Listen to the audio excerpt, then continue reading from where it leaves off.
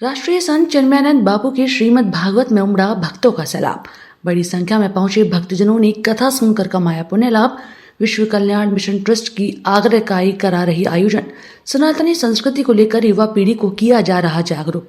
तीसरे दिन राजा परीक्षित और सुखदेव संवाद का श्रवण किया गया। बापू ने कहा कि जो जिसके मन में ईर्ष्या होती है वो भागवत के अधिकारी नहीं होते।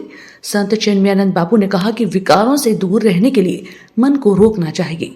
भागवत कथा में मुख्य यजमान विनोद गोयल, संगीता गोयल, हार्दिक गोयल व सर्व व्यवस्था प्रमुख भिक्कीलाल गर्ग, दैनिक यजमान राजीव गुप्ता, रश्मि गुप्ता, मयंक वैद्य आदि मौजूद रहे। किसी को भी सामने आंख फैला देते हैं। नारद जैसे बाबा जी, नारद ने कहा जरा कितने साल से मांग रहे हो? बोले मालिक 7 पीढ़ी हो गई मांगते मांगते। 7 पीढ़ी से मांग रहे हो, शर्म नहीं आती? सुनो, मैं तुम्हें ऐसी जगह भेज रहा हूं जितना मांगना हो उससे मांग लेना और जिंदगी में कभी मांगना मत करो। आवश्यकता है। कौन संसार में ऐसा है जिसको परमात्मा भूखा रखते हो? तो खुद अपने कर्म से न खा पाए तो उसकी गलती है, परमात्मा की नहीं। गरीब परिवार जो झोपड़े में रहने वाला है, क्या उसकी बेटियों की शादी नहीं होती? 2 वक्त की रोटी जिसके पास नहीं है वह भी अपनी बेटी की शादी में 50,000 ही सही लेकिन लगा देता है। कहां से? ये परमात्मा के द्वारा व्यवस्था की जाती है, उसकी आवश्यकता की पूर्ति की जाती है। श्रीमद् भागवत कथा का आज तृतीय दिवस। इस दिवस पर राष्ट्रीय संत पूज्य श्री चिन्मयानंद बापू जी के मुखारबिंद से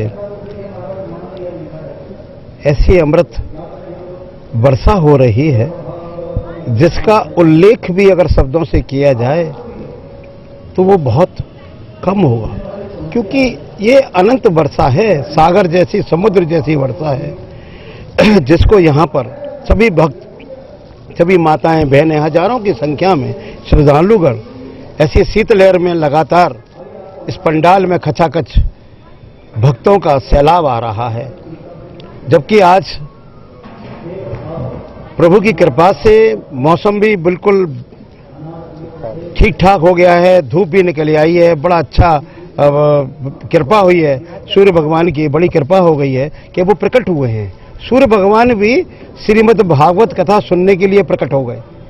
तो बताइए, जहां देवता सब यहां इस स्थान पर इस कथा को श्रवण करने के लिए लालायित हैं और यहां भक्तों की ऐसी भक्ति है, तो क्यों ना भगवान भी भक्तों का साथ तो देगा ही देगा।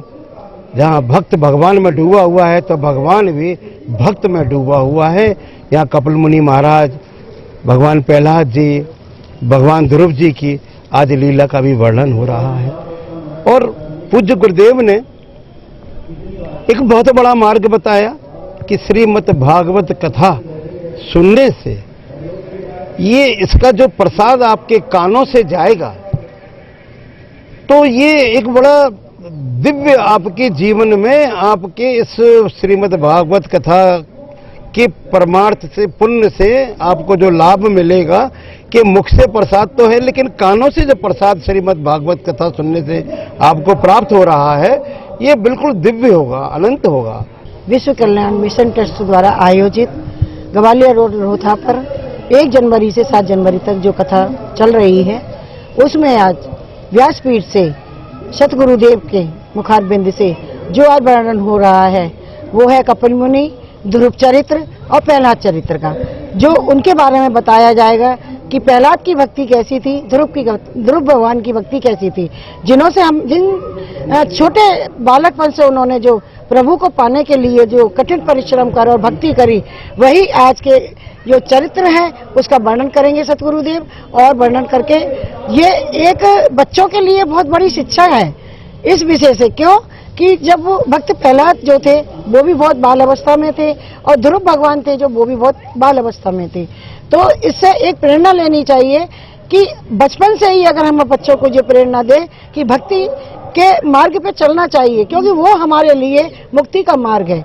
तो मैं यही कहना चाहूंगी कि जो भी इस कथा को देख रहे हैं YouTube के माध्यम से और न्यूज चैनलों के माध्यम से, वो विलम्ब ना करें, अवश्य आइए। अपने जो भी हमारे जो जीवन के पाप हैं, जो भी हमारे जीवन में गलतियां हुई हैं, कहते हैं कि भागवत अगर एक परिवार का व्यक्ति सुन लेता है तो उस परिवार के सारे ही तर जाते हैं। तो सभी से निवेदन है, विनती है कि आप सब लोग आइएगा और आके भागवत सुनिए और गुरुदेव के दर्शन कीजिए।